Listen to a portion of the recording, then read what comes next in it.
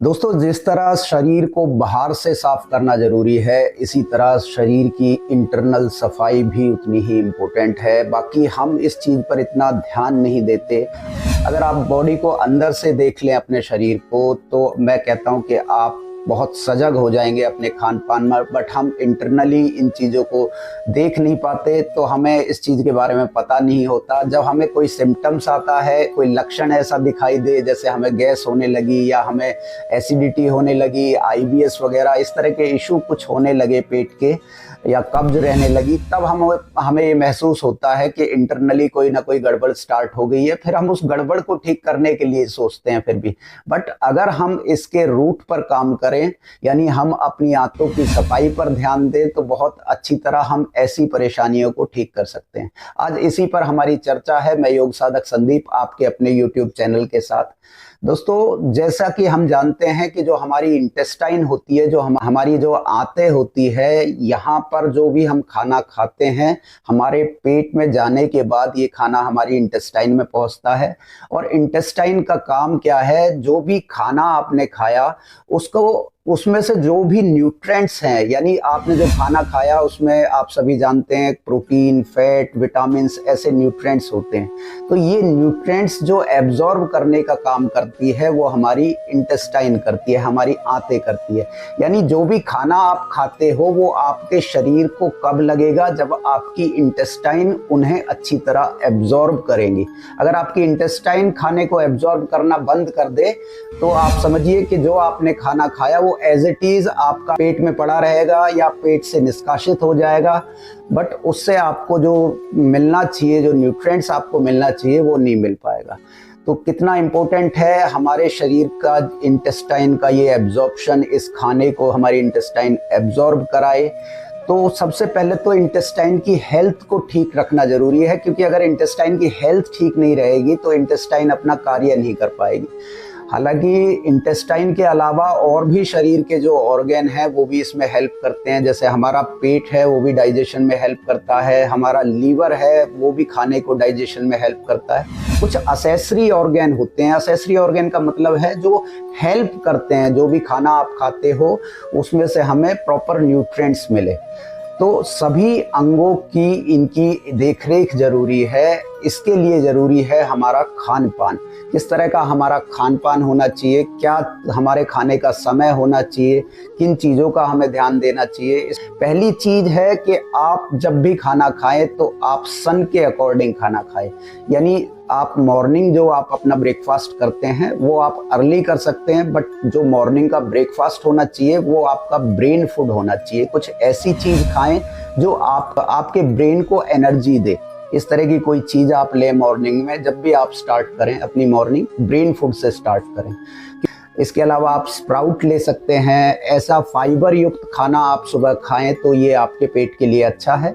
बाकी जैसे जैसे सूर्य चढ़ता है, यानी हाई सन जोन में, जैसे 12-1 बजे का जो टाइम है, उस समय आप अपनी मन मर्जी का खाना खा सकते हैं। बट उस समय भी ध्यान दें कि ओवर ईटिंग बहुत ज़्यादा ना कर ले। बहुत से लोग कहते हैं कि भाई उस समय आप दबा के खाइए। दबा के खाने का मतलब ये है कि आप अच्छी चीज़ें खाएं। ऐसा नहीं है कि आप कुछ भी ये जो हमारा शरीर है, जो हमारा पेट है या इंटेस्टाइन है हमारी, ये कोई डस्टबिन नहीं है। ये इसलिए बनी है कि जो आप खाना खाएं वो आपके लिए हेल्दी हो, आपको उससे पोषक तत्व मिले, जिन्हें हम न्यूट्रिएंट्स बोलते हैं। तो आपको ध्यान देना है कि जो भी खाना आप खाते हो वो आपके बॉडी के अकॉर्डिंग हो। एक और चीज है जो क्लीनिंग के लिए, इंटेस्टाइन की क्लीनिंग के लिए बोली जाती है, इंटरमिटेंट फास्टिंग। इंटरमिटेंट फास्टिंग क्या है कि इसमें आप एक लंबा गैप लेते हैं। कितने लंबा गैप? कहते हैं कि 16 से 17 घंटे का आप गैप ले ले अगर खाने के बीच में। मतलब एक मील आपने, जैसे आपने शाम को खाना खाया 7 बजे या 8 बजे, उसके बाद आप अगले दिन 11-12 बजे तक खाना खाते हैं, तो ऐसा 16-17 घंटे का जब गैप हो जाता है तो उसको इंटरमिटेंट फास्टिंग बोला जाता है।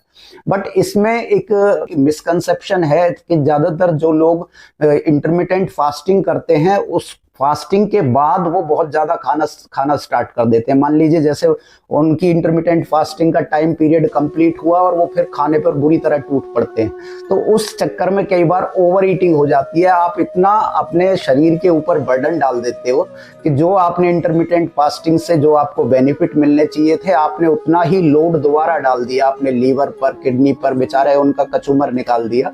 तो ये थोड़ा सा ध्यान देने की जरूरत है कि आप इंटरमिटेंट फास्टिंग कर रहे हो तो ये आपकी इंटेस्टाइन को क्लीन करने के लिए कर रहे हो, आपकी बॉडी को रेस्ट मिले, आपके जो ऑर्गन है, इसीलिए इंटरमिटेंट फास्टिंग की जाती है कि आपका लीवर, आपका किडनी, आपका स्टोमक, ये सभी रेस्ट मोड पर चले जाएं।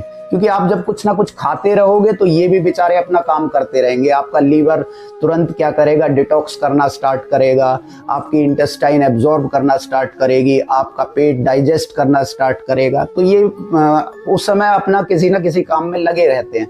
तो आप क्या चाहते हो कि उस समय इंटरमिटेंट फास्टिंग से ये थोड़ा सा रेस्ट करें। इंटरमिटेंट फास्टिंग का मतलब है कि आप एक रेस्ट मोड पर जाए, फिजिकली भी और मेंटली भी। ये नहीं है कि उस समय आप मेंटली दिमाग में आपके फूड ही चल रहा है, आप फूड के खाने के बारे में सोच रहे हो और फास्टिंग भी कर रहे हो। मतलब यहाँ से भी आपको रिलैक्स होना जरूरी है, तब आप इंटरमिटेंट फास्टिंग का फायदा उठा सकते हैं। एक और चीज इंटरमिटेंट फास्टिंग में ध्यान देनी होती है कि आप अपनी प्रकृति को समझिए। जैसे आपकी अगर वात प्रकृति है तो आपको कितनी देर की इंटरमिटेंट फास्टिंग करनी है, आपकी अगर पित्त प्रकृति है तो आपको कैसी फास्टिंग होनी चाहिए, आपकी अगर कफ प्रकृति है तो उसमें कितनी देर की फास्टिंग। ये हम सबको ये नहीं कह सकते कि आप 16-17 घंटे सब इंटरमिटेंट फास्टिंग इतने ही समय की करिए। आपको पहले अपनी प्रकृति को जानना चाहिए। जैसे जो वात प्रकृति के लोग हैं वो बहुत ज़्यादा चंचल स्वभाव के होते हैं, बहुत ज़्यादा एनर्जी को बहुत जल्दी एग्जॉस्ट कर लेते हैं, अपनी बहुत ज़्यादा एनर्जी उनकी जल्दी ख़त्म कर लेते हैं। तो ऐसे लोगों को बहुत ज़्यादा लंबा इंटरमिटेंट फास्टिंग हम नहीं कर सकते, क्योंकि उनको एनर्जी की रिक्वायरमेंट है। और एनर्जी कहाँ से मिलेगी, या तो फूड से मिलेगी या जो बॉडी के अंदर स्टोर है उससे एनर्जी मिलेगी। बट बॉडी के अंदर जो स्टोर है फूड, वो अगर आप ज़्यादा यूज़ करेंगे तो फिर आपका धीरे धीरे वेट लॉस भी होना लगेगा। तो ये किन के लिए अच्छी है, ये कफ प्रकृति के लोगों के लिए अच्छी है, क्योंकि कफ प्रकृति के लोग ज़्यादातर मोटे होते हैं, ज़्यादातर उनका कोलेस्ट्रॉल वगैरह बढ़ा रहता है। तो ऐसे लोगों के लिए बहुत अच्छा है 15-16 घंटे अगर मतलब इंटरमिटेंट फास्टिंग करते हैं। बट एट लास्ट अगर देखा जाए तो जो पित्त प्रकृति वाले लोग होते हैं उनको कम देर की ये फास्टिंग करना चाहिए, क्योंकि वो बहुत ज़्यादा उनका जो लीवर है वो बहुत वर्किंग मोड पर होता है, बहुत ज़्यादा वो एक्टिव रहते हैं, बहुत ज़्यादा डिसीजन मेकिंग उनके अंदर होती है। तो पित्त प्रकृति वाले लोगों को सबसे कम इंटरमिटेंट फास्टिंग का ड्यूरेशन होना चाहिए। अब कितना होना चाहिए, कम से कम आपको जैसे मैंने बताया 15-16 घंटे कर सकते हैं कफ प्रकृति वाले। वात प्रकृति वाले 10 से 12 घंटे करें, और जो पित्त प्रकृति वाले हैं वो भी 10 घंटे का इंटरमिटेंट फास्टिंग उनके लिए सफिशिएंट है। तो ये थोड़ा सा जानने की ज़रूरत है। इंटरमिटेंट फास्टिंग भी आप करें, बट फास्टिंग आपकी दोनों लेवल पर हो, फिजिकली भी और मेंटली भी। हालांकि ओवरऑल मैं ये कहना चाहूँगा कि जो भी आप करें उसे पूरी सजगता के साथ करें, पूरी अलर्टनेस के साथ करें, तभी आपको बेनिफिट मिल सकते हैं। आज के लिए केवल इतना ही, मिलते हैं हमारे नेक्स्ट वीडियो में। नमस्कार।